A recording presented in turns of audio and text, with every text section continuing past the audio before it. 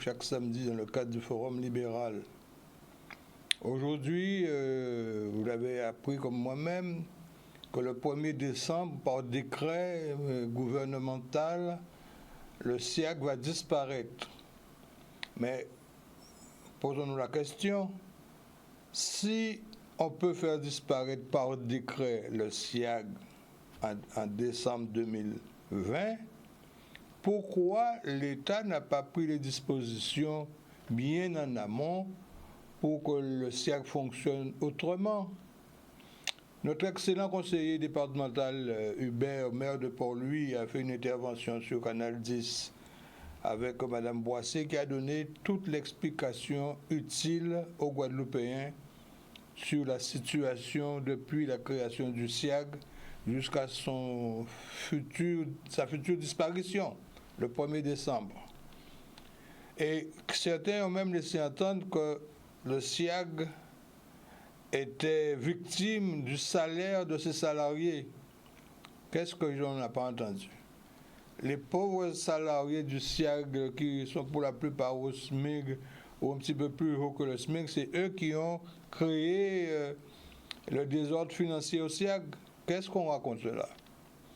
En tout état de cause, ce que M. Hubert n'a pas dit, cependant, et je vais rajouter, le SIAG était une affaire guadeloupéenne, créée par des Guadeloupéens il y a très longtemps déjà, dans les années 60.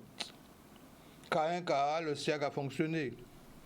Et voilà qu'un jour, on apprend que c'est la Générale des Eaux qui va se substituer à la Régie des Eaux qui était gérée par le conseil départemental de l'époque, c'est le conseil général. Il y avait un excellent ingénieur qui maîtrisait tout ça, c'était mon ami Ali. Et bien voilà, du jour au lendemain, Ali n'avait plus de pouvoir sur l'eau. C'était les ingénieurs envoyés de France par l'État, puisque c'est l'État qui a désigné la Générale des Eaux. Ce ne sont pas les Guadeloupéens qui ont désigné la Générale des Eaux. Et quand la Générale des Eaux s'est implantée et a fonctionné comme ça devait se faire avec les autres régions de France, départements de France, on était tranquille. Mais voilà, c'est qu'il y avait dans le contrat de fermage les travaux à réaliser, ce que la Générale des Eaux n'a jamais fait. Je me souviens, alors que j'étais transitaire, l'agence Montpellier Transit et Transport en 1970, j'ai eu à dédouaner pour le compte du département une importation de tuyaux qui avait été conclue avec la société Anthropose.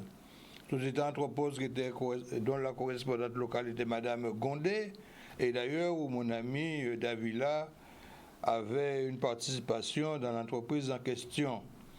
70 millions de francs payés par le conseil général.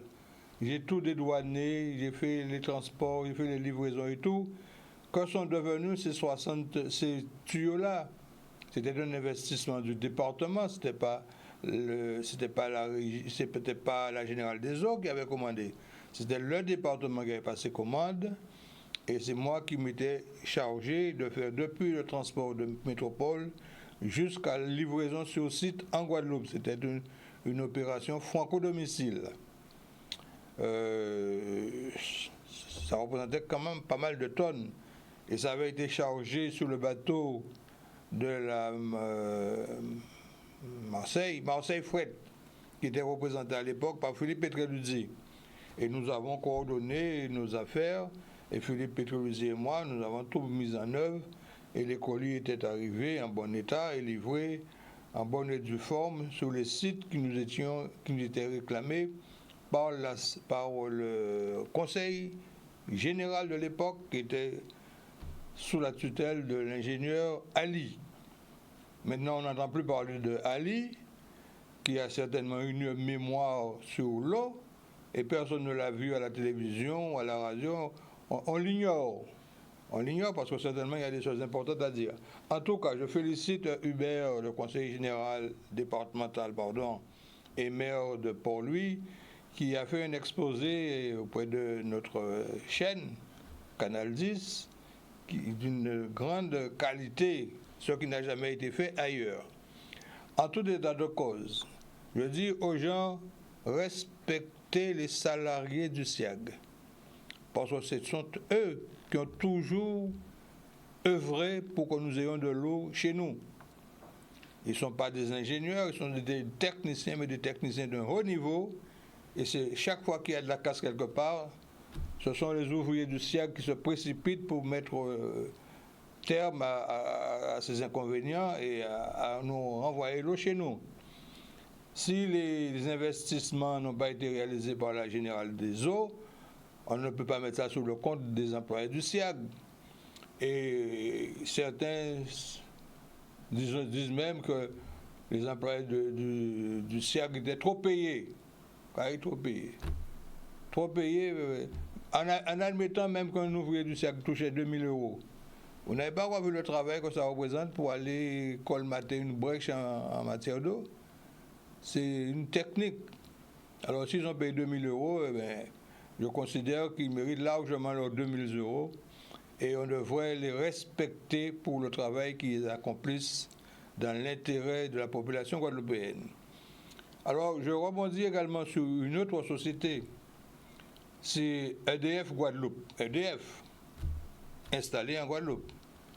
Au départ, l'électricité était maîtrisée par un organisme guadeloupéen qui s'appelait l'ASCODEL. Le siège était à Bémao. Il y avait une centrale du côté du cimetière de Bémao. Les vestiges sont encore là, on peut les contrôler, on peut aller visiter. Entre autres, Monsieur Bernier, président du Conseil général,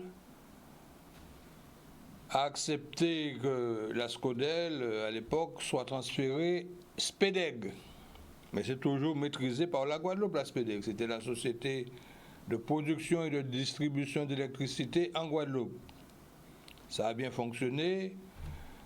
Là aussi, c'était des Guadeloupéens qui étaient pratiquement les maîtres d'œuvre de ces affaires-là.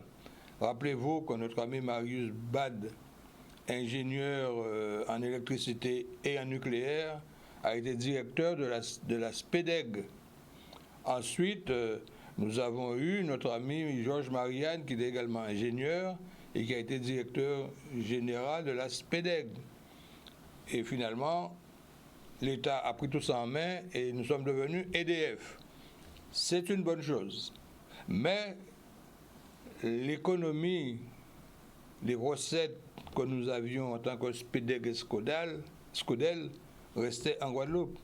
Mais depuis que c'est EDF, eh bien, toute l'argent n'a qu'à partir en France. Hein. Certes, nous sommes bien alimentés en électricité et quand il y a la moindre anicroche quelque part, EDF fait le nécessaire.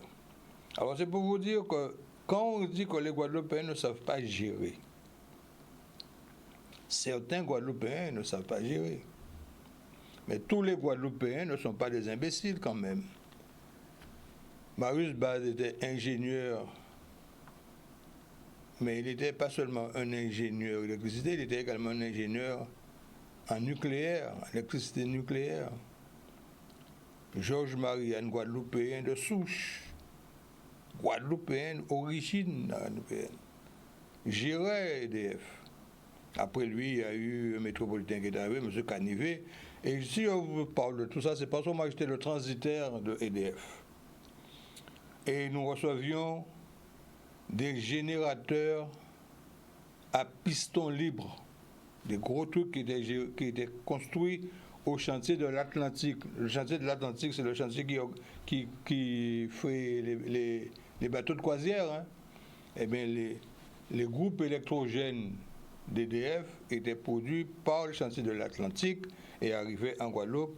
Et c'est moi qui étais le spécialiste à l'époque du dédouanement de ces choses-là. Je peux même vous donner le numéro de douane des générateurs à piston libre. C'est le 8406. Allez vérifier ça au tarif des douanes et vous verrez, je ne mens pas. Eh bien, ça a toujours fonctionné. Il n'y a pas eu de détournement, ni à la SPEDEG, ni à la SCODEL. Et maintenant que c'est l'État qui a repris tout ça, ça va toujours bien. Mais c'est pour vous dire que chaque fois que nous avons quelque chose qui soit rentable, qui soit maîtrisé par nous, eh bien, on se l'accapare. Et après ça, quand c'est mal tourné, on dit que c'est les Guadeloupéens qui n'ont mal géré. C'est pareil pour l'usine de Beauport. L'usine de Beauport, nous avions une usine qui pouvait créer des panneaux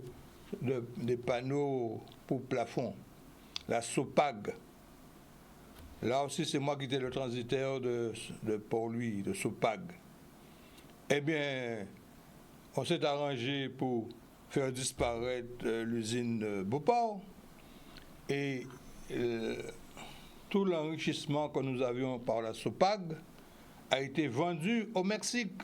Et là aussi, c'est moi qui me suis occupé du transfert de l'unité de production de panneaux de bagasse. C'était à base de bagasse qu'on faisait ces panneaux-là. Et bien, ces panneaux-là ont été... Le matériel a été vendu aux Mexicains. Et c'est moi qui ai dédouané ça, qui ai expédié tout ça. J'ai des choses à dire. Pour le moment, je me tais. Mais petit à petit, je laisse passer quelque chose. Mais j'ai des choses à dire. Et le moment où je vais le dire, il y a des gens qui vont trembler. En tout état de cause, comme vous me voyez là aujourd'hui, je suis Canadien. Et j'insiste pour que nous ayons des rapports bien solides avec le Canada. Parce que voilà que le Canada, qui reçoit des étudiants antillais, guadeloupéens, martiniquais et guyanais, a octroyé une possibilité d'intégration au travers d'une association que ma fille a créée. Ce n'est pas une association comme on dit, c'est une organisation, c'est une organisation non gouvernementale, mais qui est soutenue par l'État canadien, notamment la province du Québec, puisque l'association en question est basée à Montréal. Eh bien, cette association a créé véritablement un pôle d'intégration et de soutien aux étudiants. Jusqu'à présent, les étudiants partaient au Canada, ils étaient plutôt livrés à eux-mêmes. Les parents étaient obligés tous les jours de s'inquiéter, que font les enfants, quelles sont leurs dispositions, quelles sont leurs difficultés et autres. Et bien maintenant, il existe une organisation qui s'appelle l'Arbre du Voyageur. L'Arbre du Voyageur va lancer le 17 octobre, plus exactement, une manifestation d'accueil de l'ensemble des étudiants antillais et guyanais qui sont au Canada, qui sont déjà au Canada, et tous ceux qui vont rentrer pour la prochaine rentrée scolaire universitaire du Canada. Cette manifestation aura lieu donc le 17 octobre. Canal 10, bien entendu, est impliqué par ma personne, bien entendu, mais l'établissement Canal 10, la chaîne Canal 10 va participer à cette affaire. Et le 17 octobre, il va y avoir une diffusion directe entre le Canada et la Guadeloupe. Et nous avons justement une Guadeloupéenne qui est ancienne journaliste de Canal 10, qui est installée au Canada et qui collabore avec ma fille. Et je vais donner la parole à donc, Madame Seymour, Mélina Seymour, qui va vous présenter la manifestation. Et je demande à notre réalisateur de bien vouloir balancer l'interview de Madame Seymour. Je suis Mélina Seymour. J'ai le privilège d'être la marraine de l'inauguration de cette association L'Arbre du Voyageur, créée par Sabine Montpierre, une Guadeloupéenne à Montréal qui est hyper active, devenue citoyenne canadienne depuis. Il n'y a pas de son. Je suis vraiment ravie de connaître cette femme inspirante, une femme motivée qui aujourd'hui déclare ici au Québec, à Montréal particulièrement, l'Arbre du Voyageur pour accueillir tous les Antillais qui souhaitent venir au Canada et tous ceux qui sont installés. Le Canada offre quelque chose de particulier, un rêve qu'on ne retrouve plus en Europe, hélas. Ça y est, c'est bon. On a comme un parfum effectivement de réussite. On a comme l'impression qu'on va réussir à décrocher quelque chose. Le Canada offre ça, le Québec particulièrement. Nous avons cette chance d'avoir Sabine Montpierre, un leader à travers cette association, cette belle association, l'Arc du Voyageur, pour l'inauguration le 17 octobre. Soyez au rendez-vous en ligne avec nous pour fêter ensemble l'ouverture de cette association officielle, une association qui a pour but d'accueillir, de recevoir, d'orienter, d'organiser des événements également pour tous les Antillais qui choisissent comme terre d'accueil le Canada. Eh bien, mesdames, messieurs, vous avez vu comment les choses se présentent.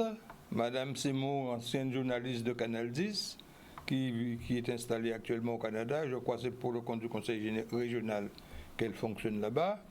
Eh bien, cette manifestation-là va être d'importance puisque le programme, je peux vous le signaler, il y a par exemple une intervention de Madame le maire de Montréal. Il y a une intervention programmée de Monsieur le consul général de la France à Montréal. Il y a la représentante du Parti libéral de Monsieur Trudeau qui va intervenir. Donc c'est une manifestation qui est soutenue par les autorités canadiennes.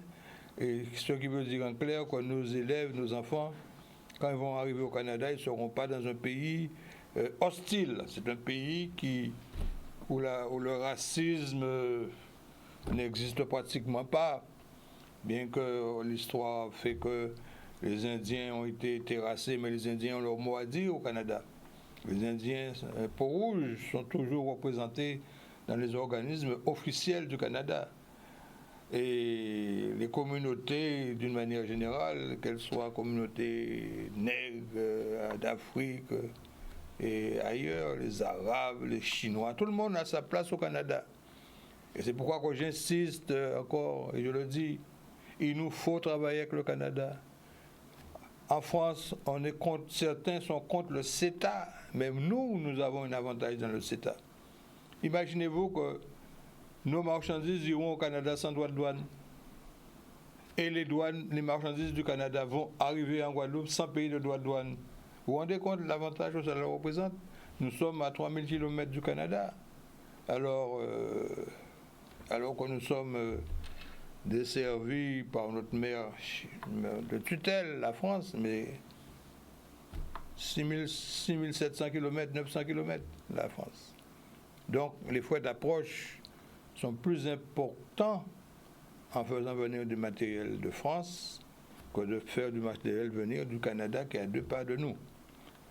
Et j'espère que les autorités guadeloupéennes le comprendront. Et personnellement, j'essaie de convaincre mon maire, Exalton, qui est un homme de progrès, comme vous le savez, à ce qu'il y ait une relation suivie entre la municipalité des Abîmes et Montréal. Il y a déjà des échanges, mais des échanges culturels, mais on ne doit pas s'arrêter à ça. Ce qui compte même, ce sont les échanges économiques, où on pourra faire venir des produits du Canada en Guadeloupe à moins cher, où les produits de Guadeloupe pourraient aller au Canada et entrer au Canada sans droit de douane. C'est ça l'essentiel. Donc, ceux qui souhaitent faire la démarche, je suis à leur disposition. Comme vous le savez, je suis un ancien transitaire. Mais ancien transitaire, on ne veut pas dire qu'on ne connaît pas le transit. Hein. Ancien transitaire, mais transitaire quand même. Donc je connais les droits de douane, je connais les taxes, je connais les procédures. Donc si vous souhaitez faire des échanges avec le Canada, n'hésitez pas à m'appeler. Vous avez nos coordonnées, je vais vous les rappeler. Si vous voulez me joindre sur Canal 10, vous laissez un message à Canal 10, c'est le 0590 26 73 03. On prendra toujours votre message. Ou alors vous pouvez me contacter personnellement au 0690 54 07 71. Et nous avons, à titre personnel, de courriels. D'abord le courriel de l'UNAPL, puisque je suis le président de l'UNAPL, l'Union nationale des professions libérales région Guadeloupe. Nous avons des cerveaux qui travaillent avec l'UNAPL. Alors l'UNAPL, c'est le site internet de l'UNAPL, c'est alex.montpierre@only.fr. Je vous le répète, alex.monpierre@only.fr. Et mon courriel personnel, pour ceux qui souhaitent me rencontrer personnellement, c'est également alex.monpierre971@gmail.com. Je vous le répète aussi, alex.monpierre971@gmail.com. Voilà ce que je voulais vous dire aujourd'hui, mesdames, messieurs. J'espère vous avoir apporté quelques informations que vous ignorez. Alors, si vous avez la possibilité en replay de réécouter M. Hubert, le conseiller départemental, faites-le parce que vous allez être complètement informé sur ce qu'a été le SIAG et pourquoi on prévoit de démolir le SIAG le 1er décembre 2020. Alors, je le répète, si quelqu'un a la possibilité et le pouvoir de détruire le SIAG, dissoudre le SIAG le 1er septembre 2020, cette même personne-là avait le pouvoir d'éviter que le SIAG ne devienne ce qu'il est devenu. Parce qu'à l'époque, c'était géré et correctement géré. Certains disent déjà que la décentralisation a été néfaste. Oui, déjà. Nous n'avions qu'un petit peu de pouvoir avec la décentralisation. Mais déjà, certains disent, ah oui, la décentralisation n'était pas une bonne décision. C'était M. Mitterrand, et avec M. Defer, qui était ministre de l'Intérieur et de la décentralisation, qui avait lancé l'idée de créer notamment une assemblée unique en Guadeloupe, assemblée unique qui avait été votée aux députés à l'Assemblée nationale et qui avait obtenu l'accord de l'Assemblée nationale pour faire une assemblée unique. Les élus de la Guadeloupe, avec à leur tête Mme Michel Chevry, c'est elle qui était à l'époque à la tête de la droite guadeloupéenne, ont manifesté et l'affaire est arrivée devant le Conseil constitutionnel. Et le Conseil constitutionnel avait pris un arrêté pour annuler le vote de l'Assemblée nationale en disant en substance que les départements d'outre-mer ne peuvent imaginer avoir plus de pouvoir que les autres départements de France. Uniquement parce que nous devons une assemblée générale, une assemblée unique, je dis nous ne pouvons pas nier une telle possibilité, un tel pouvoir, et le Conseil constitutionnel a fait annuler le vote de l'Assemblée nationale. Voilà, mesdames, messieurs, le soleil brille, mais nous avons des restrictions à cause du Covid, de la Covid ou Covid, ou du Covid, peu importe, de Covid. Les plages sont interdites, donc il ne faut pas aller à la plage. Les rivières sont là aussi pratiquement interdites. Il ne nous reste qu'une chose, c'est rester en casant nous avec le masque. Voilà, le masque. C'est notre protection absolue, le masque. Le masque, et nous croyons savane, nous faisons petit pique-nique en nous. Il ne faut pas plus de 10 personnes, un petit pique-nique en savane, et c'est ça que c'est pour nous faire. Bon, ok, à vous tous, mesdames, messieurs, amis téléspectateurs, et on se retrouve samedi prochain dans le cadre du Forum libéral en espérant être en toute santé. À bientôt.